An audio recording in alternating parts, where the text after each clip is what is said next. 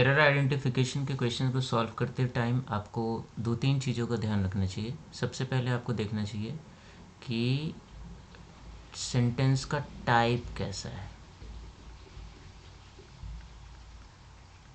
कई बार क्या होता है कि हम सेंटेंस टाइप को एनालाइज नहीं करते हैं और हम सीधा रूल्स में चले जाते हैं, तो वहाँ थोड़ा सा गड़बड़ हो जाता है। तो फर्स्ट ऑफ ऑल सेंटेंस का टाइप देखिए आप। टाइप देखने के बाद फिर आप सेंटेंस के स्ट्रक्चर पे ध्यान दीजिए।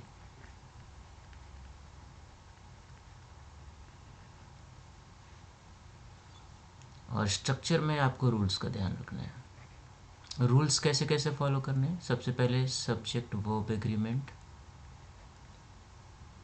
उसके बाद अगर वो सेटिस्फाई कर रहा है तो उसके बाद आप टेंस फ्लो पे जाओ कि टेंस का फ्लो कैसा है।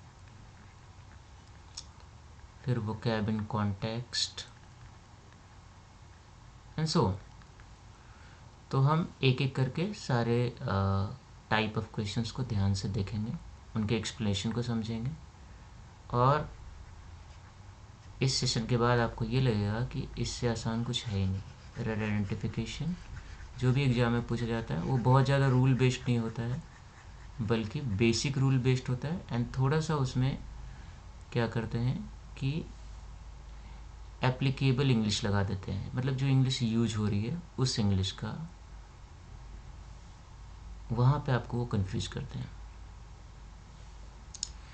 तो देखिए पहला क्वेश्चन क्या है आपका, some people are believing that women can not compete with men।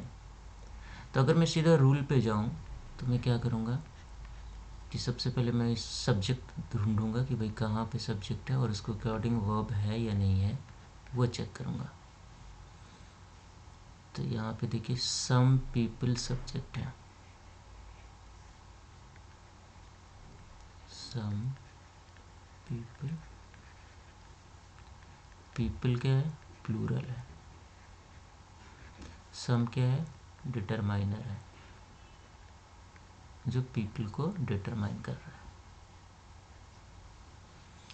तो हमें बहुत ज़्यादा अंदर नहीं जाना, सिर्फ ये देखना है कि भाई पीपल प्लूरल है तो उसके साथ जो वर्ब होना चाहिए वो भी वर्ब का कौन सा फॉर्म होना चाहिए, प्लूरल फॉर्म।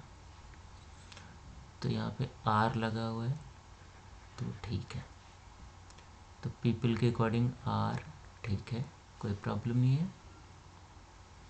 बिलीविंग विश्वास कर रहे हैं, that women can not compete with men, women can not compete with men। तो सेंटेंस देखने से तो कोई गड़बड़ नहीं लग रहा, सब कुछ ठीक लग रहा है, लेकिन अगर आप पहला स्टेप ध्यान दो कि भाई किस टाइप का सेंटेंस है, तो ये सेंटेंस एक बिलीफ है, जनरल बिलीफ।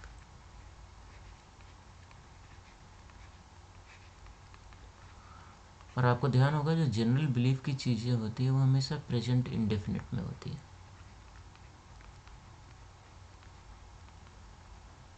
तो इस हिसाब से ये सेंटेंस गलत हो गया, क्योंकि यहाँ पे है सम पीपल आर बिलीविंग, कुछ लोग विश्वास कर रहे हैं।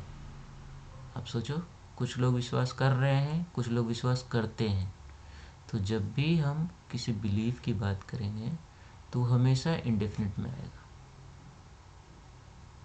तो ये आर बिलीविंग गलत है, सम पीपल बिलीव होना चाहिए। क्लियर हो गया क्यों बिलीव होना चाहिए?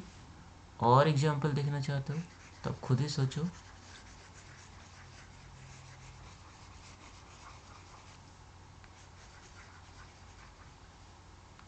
जैसे मैं अगर आपको बोलूं कि some people believe that walking is good exercise, एक तो ये सेंटेंस है, और दूसरा है some people are believing that walking is good exercise. कौन सा सही होना चाहिए? वॉकिंग इज गुड एक्सरसाइज एक फैक्ट है, एक बिलीव है। तो जब भी बिलीफ आएगा तो हमेशा प्रेजेंट में रहेगा, और प्रेजेंट के कौन से पार्ट में? इंडेफिनिट। सो आर बिलीविंग यहाँ पे गलत हो गया। सो इसका राइट आंसर हो गया पार्ट बी।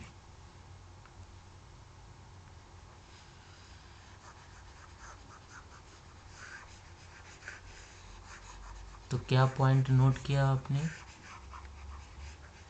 कि कोई भी जनरल स्टेटमेंट हो, बिलीफ से रिलेटेड हो, यूनिवर्सल ट्रुथ हो,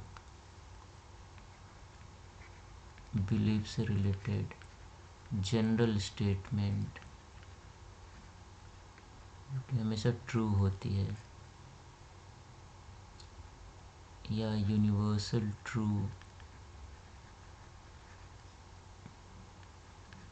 हो,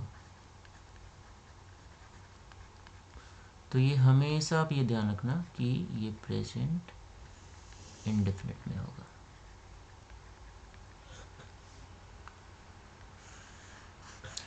तो अब ऐसा कोई भी क्वेश्चन आएगा तो मुझे नहीं लगता कि आपको एक प्रॉब्लम आएगी। रूल्स पे नहीं जाना है, पहले हमें सेंटेंस का टाइप देखना है। सेंटेंस का टाइप आप पिछली क्लास में कर चुके हो। Now question number 2। He avoids taking the prescribed medicine at regularly interval। तो ही क्या है भाई? प्रोनाउन है, मतलब सब्जेक्ट हो गया आपका। तो इस सब्जेक्ट के साथ एवॉइड्स में एस ऑलरेडी लगा हुआ है, सिंगुलर फॉर्म है, तो ये सही है, ये पार्ट करेक्ट हो गया। टेकिंग द प्रिस्क्राइब्ड मेडिसिन, ये भी ठीक है। टेकिंग द, जो भी प्रिस्क्राइब्ड मेडिसिन है उसको लेना एट रेगुलर इंटरवल। अब यहाँ मुझे कुछ प्रॉब्लम लग रही है। एलवाई फॉर्म है, रेगुलर और रेगुलरली, क्या फ़र्क है दोनों में? जैसे अब देखो, ही वॉक्स रेगुलरली,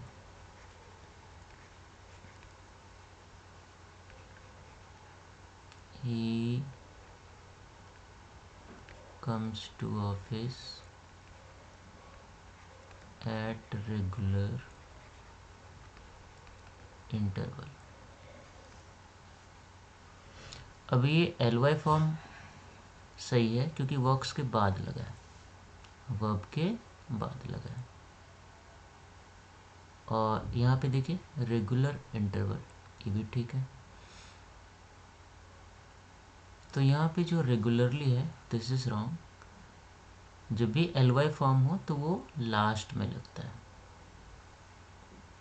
तो रेगुलरली गलत हो गया। यहाँ पे होना चाहिए रेगुलर इंटरवल, इसलिए यहाँ पे सी पार्ट गलत है।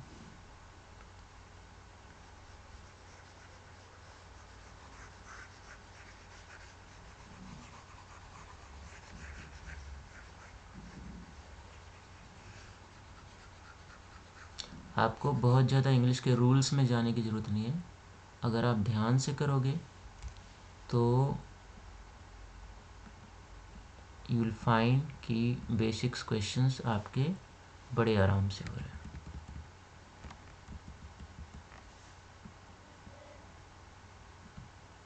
दो क्वेश्चन हो गए हमारे।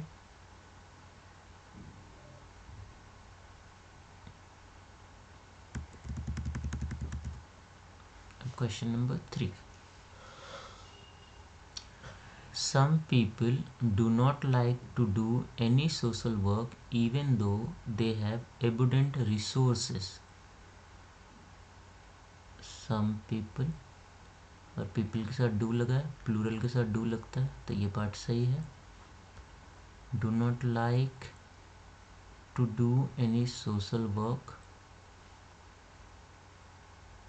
इवन दो, यद्यपि दे हैव एबुडेंट रिसोर्सेज, उनके पास बहुत सारे रिसोर्सेज होते हैं, फिर भी कुछ लोग सोशल वर्क नहीं करना चाहते। So some people do not like to do any social work.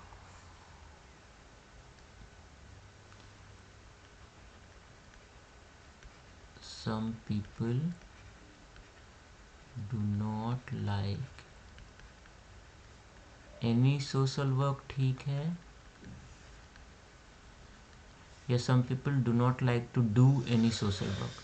अब देखो, बहुत सी चीज़ें ऐसी होती हैं इंग्लिश में जो डायरेक्ट होती हैं। आप हिंदी के रेफरेंस से नहीं सोचो कि to do any social work, do का मतलब करना होता है। तो some people do not like to do any social work, some people do not like any social work. तो ग्रामर के हिसाब से ये ज़्यादा सही है, क्योंकि टू डू यहाँ पे क्या है, रिडंडेंट है, इसकी ज़रूरत नहीं है यहाँ पे, तो इसलिए इसमें पार्ट बी गलत है।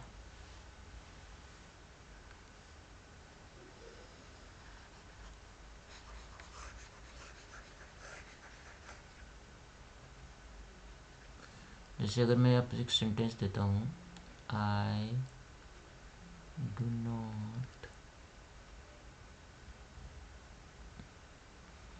Like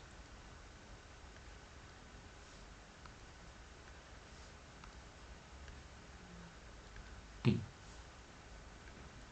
I do not like taking tea. तो ऑफ कोर्स फर्स्ट वाला सही है, मुझे चाय अच्छी नहीं लगती, मुझे चाय लेना अच्छा नहीं लगता, तो इसकी ज़रूरत यहाँ पे नहीं है। तो इसको बोलते हैं रिडंडेंसी एरर, मतलब ज़बरदस्ती का कोई वर्ड डाल दिया जो कि सेंटेंस को डायरेक्ट के बजाय और ज़्यादा लेंदी बना रहा है।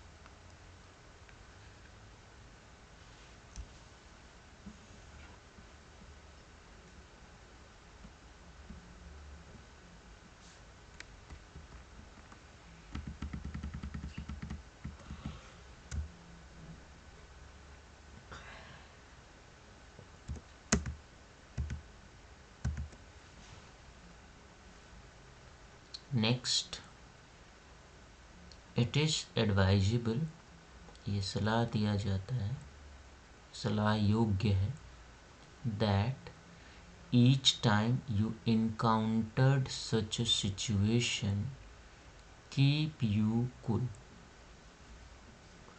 तो अब देखिए,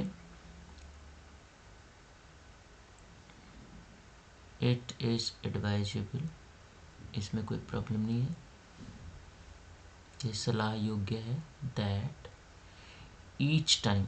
अब जब भी ईच होता है तो आप इस पे सोचा करो कि भाई ईच होना चाहिए, एवरी होना चाहिए, क्योंकि एरर के क्वेश्चंस जनरली इसी से होते हैं। Each time you encountered such a situation keep you cool. So दोनों में फ़र्क क्या है? ईच का मतलब होता है प्रत्येक,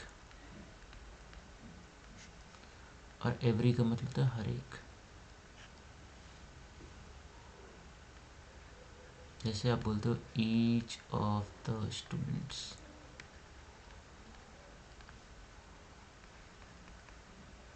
एवरी स्टूडेंट्स।